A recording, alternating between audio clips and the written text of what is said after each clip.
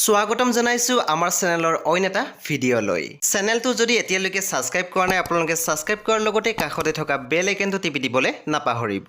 বন্ধু বান্ধৱীসকল, অভিনেত্ৰী সুকন্যা বৰুৱাৰ ফালৰ পৰা আহিছে পুনৰ এটি নতুন আপডেট।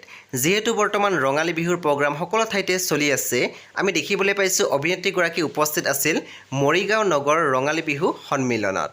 অভিনেত্ৰীগৰাকী মৰিগাঁৱত উপস্থিত থকা অকণমান দৃশ্য শ্বেয়াৰ কৰিছে নিজৰ ছ'চিয়েল মিডিয়া হেণ্ডেলৰ জৰিয়তে আৰু আপোনালোকে বৰ্তমান স্ক্ৰীনত দেখিবলৈ পাইছে।